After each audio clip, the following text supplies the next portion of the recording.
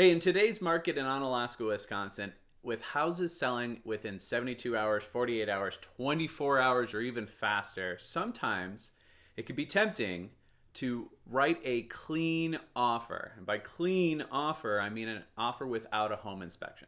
But honestly, you would be crazy to.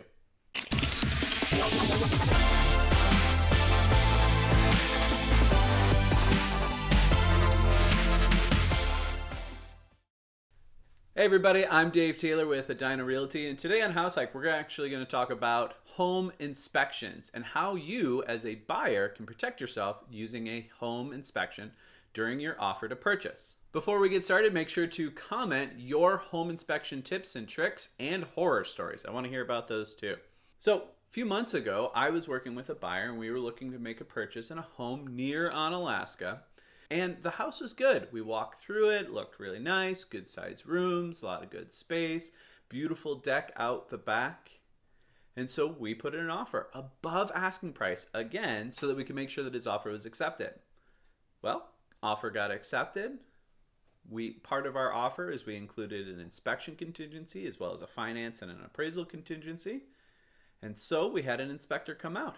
Now, the inspector's job is to find everything wrong with it. It is not unusual, whether it's a brand new house or a 100-year-old house, to have 30, 40, 50, 60, 70, 80, 90 pages of an inspection report. It's okay. That's what they're supposed to do. And in this case, it helped my buyer. In fact, what we discovered was that underneath the deck, for years, it looked like it had actually started to erode. Well, the seller was unaware of that, and so they didn't disclose it in their real estate condition report. And my buyer discovered when we reached out to a contractor that it would have been tens of thousands of dollars to make that repair. Yikes. Luckily, we were able to get out of the deal and go find him another home that didn't have an erosion problem. So this is just one story and one example out of hundreds, right? Generally speaking, what happens when an inspector goes through the house is they find a ton of stuff, and that's their job. They're supposed to find a bunch of things. When we then get that inspection report, don't panic, okay? Your job and my job as the realtor is to go through that list and see, okay, hey, I'm okay with this. That's not really a big issue to me. Or, uh-oh, that seems like a safety concern. Should we bring somebody else in? What should we do, right? And so working along with your realtor, you want to go through that list line by line. You want to look at the groundwork. You want to look at the roof, the furnaces, the other appliances, the electrical. You also want to look at specific things in case you're doing either an FHA loan or a VA loan, because they have different requirements too. Typically with a VA loan, they don't like to see any chipping paint anywhere on the outside of the house, right? And so those are things that we want to look for and address early on in the process. So let's start back a little bit further, okay? When you find the right house and you go to put in the offer to purchase, how do you actually protect yourself? Well, first, you do an inspection contingency, okay? You include that in your offer. Now, generally, you get about 15 days to have that inspection done. So once they accept your offer, you've got 15 days to find an inspector, get them in there and get the house reviewed, get the report back, and then make a decision on it. But you also have a few other things that you can have inspected or tested, such as termites or radon. Or even if there's a well and septic on site, you might want to get those tested, as well as the water itself, might want to have that tested as well.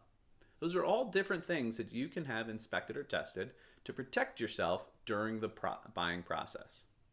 Now we've got our report, and again, don't panic. It will look brutal. Doesn't matter if it's a brand new house or one that's 150, 100 years old.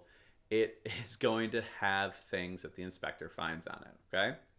Again, work with your realtor to look through that list and determine, hey, which ones are issues for you, which ones are things that you're okay with. And then you've got 3 decisions to make. The very first decision is, do you still want the house? Okay? If you still want the house, the realtor's actions are going to be different. If you want to walk away at this point because of things that you found out on the inspection, okay. we submit a notice of defects. And along with that notice of defects, we ask for them to correct these things. And if they choose not to correct them, then we can walk away, you get your earnest money back, and we move on. We go find you a different house. Second thing is, if you do want it, well, instead of a notice of defects, what we do is an amendment to the offer. We go to the seller and we say, hey seller, if you fix these things, we'll continue moving forward. Okay? Now, what's cool about an amendment to the offer is the seller can reject it and the offer's still going strong. It doesn't actually affect the real offer until both sides agree to it. So it's a good point for us to be able to negotiate and find a good compromise that works for both the seller and for you, the buyer. With the amendment to offer, we've got some decisions to make. The big ones being is, what do we want the sellers to fix? And what do we want them to just give us closing cost credits for? And what do we just want to ignore and don't worry about? We don't want to beat them up. We don't want to nickel and dime them, right? And so we've got to find that balance. Today, in a seller's market, a lot of sellers might just say, you know what, I don't want to deal with any of those things. I'll go find somebody else to buy it. But on the flip side, it's really, really tough when you've got an offer in your hands and then somebody says, well, if you just do this little thing, we can continue to go with that. And so what I found is, as long as you're being fair in what you're requesting, most sellers are amendable to it. Here's an example. Let's say in that house that we were talking about earlier today, that erosion problem. Well, our buyer went and talked with a contractor that it's going to be about $10,000 to $20,000 to fix that. Okay, we can go back to the seller and say, hey seller, if you fix this, right, if you get a licensed contractor in here and they put in what they need to correct this problem, we'll buy the house. Okay, seller maybe goes ahead and gets it done, right? Or we can do what's called a closing cost credit, where you actually go to the seller and say, hey seller, look, you don't actually have to fix this. I'll fix it after I buy it, right? It's the middle of winter or something like that. We're not going to be able to get a contractor in here for a few months.